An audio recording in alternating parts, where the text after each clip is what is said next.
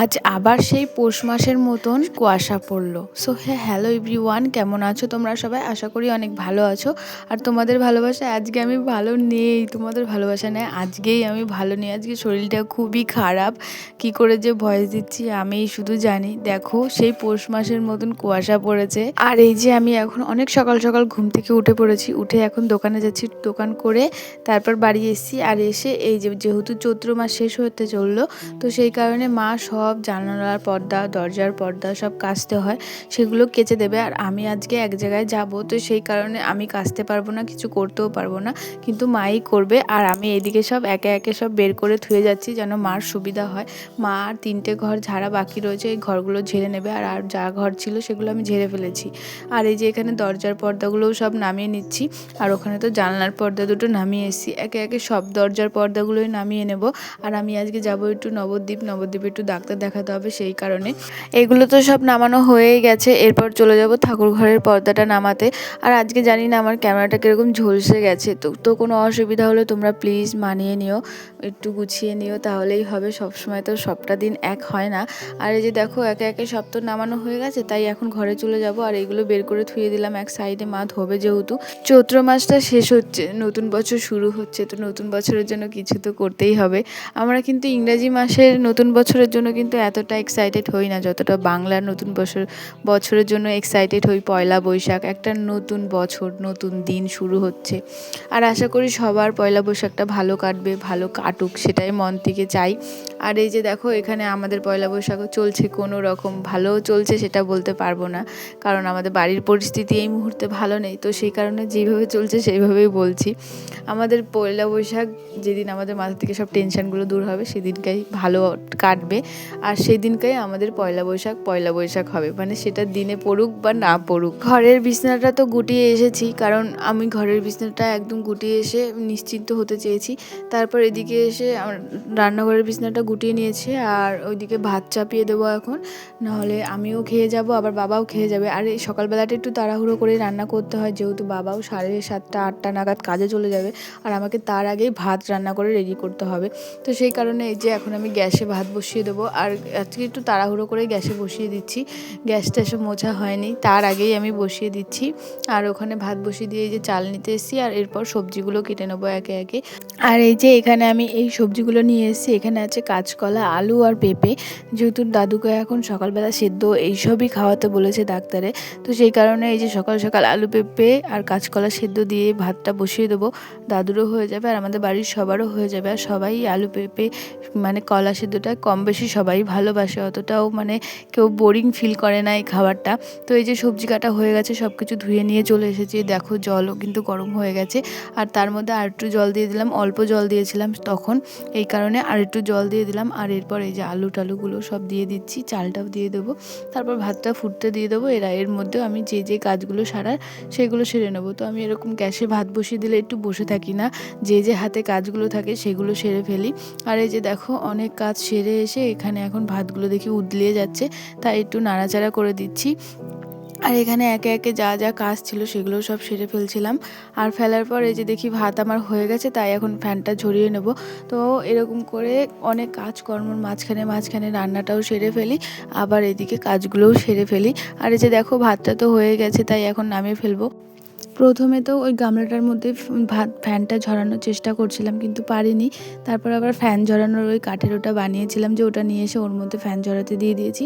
আর এদিকে এখন কাঁচা লঙ্কা ভাজবো, সেই কারণে কড়াই বসিয়ে দিয়ে এই যে কড়াইয়ে তেল দিয়ে কটা কাঁচা লঙ্কা দিয়ে দিলাম। আর আমি আজকে একটু বেশি ভেজে রেখে দিচ্ছি। এগুলো ভেজে রেখে দিলে একটা কোটোর মধ্যে ভালো করে আটকে রেখে দিলে যেন হাওয়া না ঢোকে, তাহলে খুব ভালো হয়। আর এই যে দেখো আমি একটা বাটির মধ্যে তুলে নিচ্ছি, হালকা ঠান্ডা হওয়ার পর ওগুলো আমি তুলে দেবো। আর কালকের কিছুটা চিকেন ছিল, তো সেটা একটু গরম করে নেব। আর এর মধ্যে বাটি ধোয়া জলটা দিয়ে দিলাম। এরপর এই যে চিকেনটা গরম করে নেব, তাহলেই হয়ে যাবে আমার আজকে সকালের মতন রান্না। তো এটা ফুটতে থাকুক, ততক্ষণে আমার শ্বশুরকে আমি ভাত বেড়ে দিই। আমার শ্বশুর চলে এসেছিলো, তো সেই কারণে শ্বশুরকে কোনো রকম ভাতটা বেড়ে দিই। আর দু একটা যে আলু টালুগুলো আছে সেগুলো কোনো রকম সেদ্ধ করে দেবো, মানে সবগুলো মাখিয়ে দেবো না, যেহেতু উনি খুব তাড়াতাড়ি এখন কাজে চলে যাবে। আর এরকম করে প্রত্যেক দিন সকালবেলা আমাকে তাড়াহুড়ো করতে হয়। আর এই যে এখন এখানে আলু ভাজা নামিয়ে নিয়েছি। তো আমার শ্বশুর ওই আলু ভাজা নিয়েই খেতে শুরু করে দেবে, মানে উনি খুব তাড়াহুড়োর মধ্যে রয়েছে আর কি। তো এখানে আমি 2-1টা আলু বের করে ওগুলো আমি এখন মাখিয়ে দেবো ওনাকে, নাহলে উনি না খেয়ে এখনই চলে যাবে, ওই ঝা আছে ওগুলো দিয়ে খেয়ে চলে যাবে। তো এরকম সকালবেলা কিছুটা তাড়াহুড়ো আমাকে ডেলি করতে হয়। তো এই যে আমি এখন এগুলো সব ভালো করে মাখিয়ে নিচ্ছি, এরপর আমার শ্বশুরকে দিয়ে দেবো আর আমি এখানটায় গুটিয়ে ফেলবো। তো এই একটা ঝামেলা আমার চলে গেল।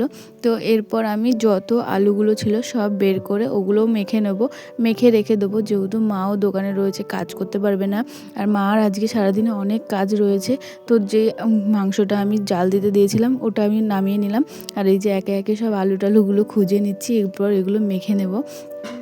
এরপর যে আলু কলা ওগুলো আলাদা আলাদা মাখতে হবে, সেই কারণে ওগুলো আলাদা আলাদা করে নিলাম। তো প্রথমে আমি পেঁপেটাই আগে মেখে নিচ্ছি, কারণ পেঁপেটা একটু শক্ত শক্ত ছিল, তো ওটা একটু তাড়াতাড়ি ঠান্ডাও হয়ে যাবে। তো সেই কারণে আর দাদুর জন্য যেগুলো মাখছি সেগুলো কিন্তু আমি কাঁচা লঙ্কা নুন তেল দিয়েই মাখছি, আর আমি যে শুকনো লঙ্কা ভেজেছি ওগুলো দিয়ে মাখছি না কিন্তু।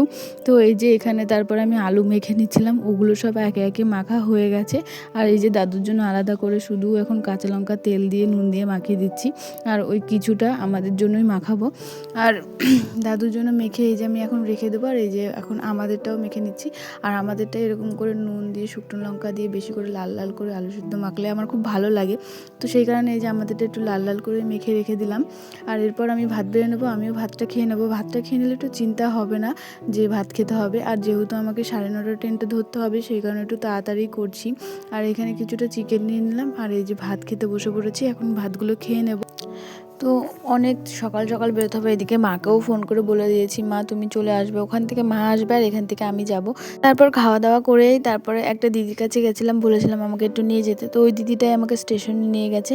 তো তার আগে আমি এই যে রেডি হয়ে নিচ্ছি, মানে বাসন কটা ধুয়ে ওই দিদিটার কাছে গেছিলাম বলতে, তো বলেছে ঠিক আছে নিয়ে যাব। আর আমি এই যে এখন আমি একটু রেডি হয়ে নিচ্ছি, যেহেতু নবদ্বীপ যাব, আর নবদ্বীপে এখন না চৈত্র সেলও চলছে, তো ভাবছি ওখান থেকে একটু ঘুরে আসবো।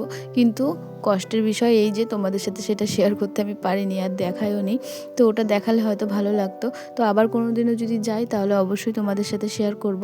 আর এই যে এখানে আমি এখন ভালো করে মাথা আছড়ে নিচ্ছি। আর সত্যি কথা বলতে বিয়ের পরেই প্রথমবার আমি মনে হয় এই নর্মাল নবদ্বীপ যাওয়াতে আমি এত সুন্দর করে নিজেকে গুছিয়ে গাছিয়ে যাচ্ছি, নাহলে কোনো রকম একটা খোপা টোপা করেই চলে যেতাম। আর এখন দেখি না না, একটু নিজেকে গুছিয়ে গাছিয়ে রাখতে হবে। আর আমার হাজব্যান্ডও এরকম করে চলে যায় বলে আমার উপর রেগে যায়, একটু নিজেকে গুছিয়ে গাছিয়ে না রাখলে ও রেগে যায়। তো সেই কারণে আজকে একটু ভাবছি নিজেকে গুছিয়ে গাছিয়ে নিয়েই তারপরে যাব। আর এই যে এখন আমি চুলটা বেঁধে নিচ্ছি, আর দুপাশেও একটু স্টাইল করে বেঁধে নিয়েছিলাম, স্টাইল না মানে নর্মাল একদম সেটাই বেঁধে নিয়েছিলাম। তারপর এই যে আমার চুলটা বাঁধা হয়ে গেছে, এখন দেখি না আমাকে ভালোই লাগছে, অতটাও খারাপ লাগছে না। তারপর এক বোতল জল নিয়ে এই যে আমি এখন ব্যাগের মধ্যে ভরে নেবো, কারণ জলটা খুবই ইম্পর্টেন্ট। আর আমার রাস্তাঘাটে বেরোলে প্রচুর জল খেতে ইচ্ছা করে, তো সেই কারণে আমি জলটা আগে নিয়ে নিয়েছি। মাও ফোন করে বলেছিল যে জল নিয়েছিস নাকি। আর এই ওড়নাটা না খুব স্লিপ কাটে, সেই কারণে ওড়নাটা না আজকে আমি পিন করেই যাবো, যেন কোনো অসুবিধা না হয়। এর আগেও আমি যতবার নিয়েছি বারবার পড়ে যাচ্ছিলো, তো সেই কারণে আজকে পুরো পিন করে নিয়েছি। আর আজকে আমি বুঝতেই পারছি না কেন আমার ক্যামেরাটা এরকম করে ঝলসে গেছে। তো প্লিজ তোমরা একটু মানিয়ে নিও, তোমরা একটু বুঝিয়ে নিও, মানে কিছু বলার নেই আমার। তো এই যে এখন আমি রেডি হয়ে গেছি পুরোপুরি, আর এখানে আমার শাশুড়ির সাথে একটু গল্প করছিলাম, আর গল্প করতে করতে রেডি হচ্ছিলাম। অনেকজন আছে না এই গরমের মধ্যে খুব মেকআপ করে, ভারী মেকআপ করে, আর আমার এই গরমের মধ্যে মেকআপের কথা ভাবলেই আমার গায়ে জ্বর চলে আসে, মানে মেকআপ আর কি করব। তারপর এই যে দেখো আমি পুরো রেডি হয়ে গেছি, এরপর চলো আমি বেরিয়ে যাই, কারণ ওই দিদিভাইও বলছিল, ডাকছিল আমাকে। তো চলো এবার এই যে ব্যাগ নিয়ে আমি একদম বেরিয়ে পড়েছি। তো একদম ফলিয়া চলে এসেছি, এই দিদি এই যে এই সাইকেলটা করে আমাকে নিয়ে এসেছিলো। তারপর এই যে আমরা দুজনে চলে যাচ্ছি, আর এটা হচ্ছে বদ্দি, মানে পেছনের বাড়ির একটা দিদিভাই, তো যা হয় আমাদের। তো আমরা দুজন চলে যাচ্ছি, ও দিদিটাও যাচ্ছে নবদ্বীপ পৌরসভাতে, তো সেই কারণে আমরা দুজনাই একসাথে দেখা হয়ে গেছে আর বেরিয়ে পড়েছি। আর আজকে আমাদের গ্রাম থেকে মানে বাড়ির আশেপাশে থেকে অনেকজনাই স্টেশনে এসেছে, তো সেই কারণে অতটা অসুবিধা হয়নি, নিজেকে একা একা লাগছিল না। তো সেই কারণে ওদের সাথে চলে এসেছি। আর এই যে স্টেশনে পৌঁছে গেছি, ট্রেন এখনও আসেনি, ট্রেন একটু দেরি আছে, অনেকটা দূরে আছে, তো সেই কারণে ধীরে ধীরেই আসছি। আর এই যে এখন ওই দিদিভাই সব পেছনে রয়েছে। এখন না আমার আর লজ্জা লাগে না, এখন নিজের প্রতি একটা কীরকম যেন কনফিডেন্সলি লাগে। তারপর এই যে ট্রেন চলে এসছে, আর আমার এই ট্রেন আসার ভিডিওটা করতে খুব ভালো লাগে, কেন জানি না, দেখতেও খুব সুন্দর লাগে। দেখো তোমরা কতটা সুন্দর লাগছে। আর এখানে অনেক ভিড় আজকে, কেন জানি না। আর এই টাইমটা ভিড় হবে কারণ এটা অফিস টাইম, স্কুল টাইম, তো সব বাচ্চারা বড়রা তো সবাই রয়েছে। আর এই যে বিষ্ণুপ্রিয়া নেমে পড়েছি, তোমরা দেখতেই পাচ্ছ কতটা ভিড়। তারপরে নেমে পড়ে আমি এখান থেকে ট্রেনটা ছেড়ে দিল, তো ট্রেনটা চলে গেল। তো ট্রেনে চাপতে তো ভালোই লাগে, ট্রেনটা যখন চলে যায় তখন বেশ খারাপ লাগে, কেন জানি না, ভালো লাগে না। ট্রেনে মনে হয় কি আর একটু বসি। তারপরে যে চলে এসেছি চেম্বারে। আর এখানে মা আগেই এসেছিলো, আর মার কাছে যেহেতু আমার প্রেসক্রিপশন রিপোর্ট সব ছিল, তো সেই কারণে মা ওগুলো সব বের করে নিচ্ছিলো। আর আমি এই যে বসেছিলাম, আমি একটু হেঁটে হেঁটে আসছিলাম, আমাদের পোড়ামাতলার মোড়েই নামিয়ে দিয়েছিল, আর মডার্ন ক্লিনটা একটু সামনে, তো সেই কারণে একটু হেঁটে আসতে হলো। ডাক্তার দেখিয়ে তারপরে এই যে মায়ের দর্শন করতে গেছিলাম। তো ওখানে গিয়ে পোড়ামাতলায় গেছি, গিয়ে মায়ের একটু হালকা করে দর্শন করে চলে এসেছি। ভেতরে ঢুকিনি, বাইরে থেকেই দর্শন করে এই যে একদম চলে এসেছি। আর এই যে ট্রেনে উঠে পড়েছি। আর এর মধ্যে মাঝখানে পোড়ামাতলায় টুকটাক জিনিস কিনেছিলাম, সেগুলো শেয়ার করতে পারিনি তোমাদের সাথে। আর আমি না অফ সাইডে দাঁড়িয়েছিলাম, সেই কারণে এত পরিমাণে হাওয়া দিচ্ছিল। তারপরে এই যে আমাদের ফলেয়া নেমে পড়েছি, আর এখানেও একটা দিদিভাইয়ের সাথে দেখা হয়ে গেছিলো।